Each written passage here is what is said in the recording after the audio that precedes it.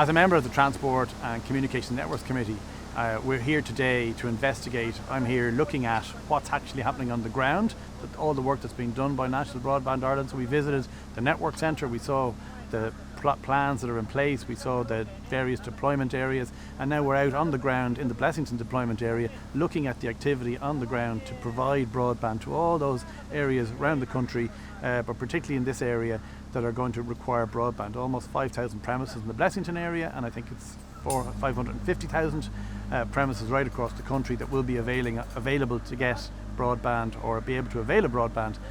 very soon in the next coming years. I'm really impressed with what I've seen today, that the amount of detail in terms of the preparatory work, the surveying that's going on, the work that's being done to build up a database of properties, of premises, of homes, schools, businesses, all that require broadband that the commercial sector are not willing to provide for and not able to provide for. So now NBI are stepping in with state subvention to make sure that everyone, like the way they have electricity and running water, will also have broadband in the next few years. And it's essential in a modern environment. I think we see that post-COVID or during COVID, that we really do need every house in the country to be available, to be able to pursue broadband and to have broadband available to them in their area. We've heard that when they've been surveying the poles, that 13 to 15% of poles that are available have to be replaced, that when they go looking at the ducts underground, that some of them have collapsed, some of them have blockages and so on. So it's giving us an insight as a committee into the real complexity of the work on the ground. And we can see exactly all the work that has to be done to liaise with AIR, to liaise with ENET, to liaise with all the various local authorities to provide for. We're building a brand new network as a state so that every single property in the country will be able to have broadband.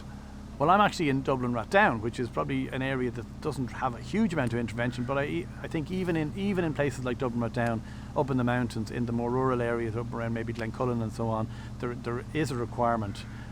for some state intervention. But equally, living in Dublin Rathdown, we all have friends, we all have people who have holiday homes, we all have people who have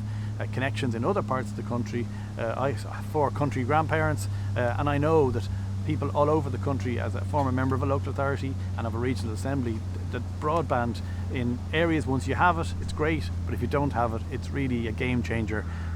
when you get it, because it means you can do things from home that you couldn't do before. I think it's going to really improve the standard of the quality of living for people, particularly in those areas that didn't have broadband before. But that benefits everybody, because it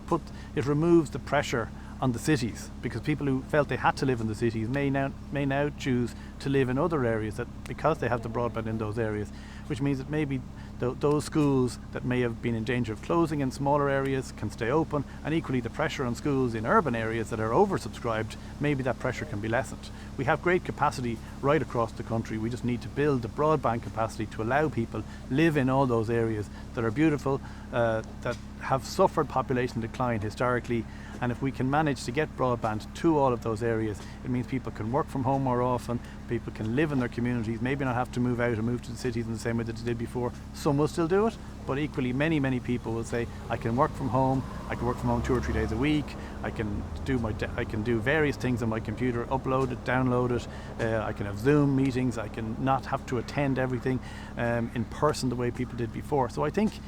broadband, those people who have broadband forget how good it is. It's like running water, electricity. Once you have it, you take it for granted. It's when you don't have it, it's really limiting your quality of life, and more so as technology improves, all the things you can do when you have broadband. So I see it as, like electricity, like running water, as something that we really need to have available to every single premises in the country, both business premises, schools, and of course every residential property in the country, and the sooner the better.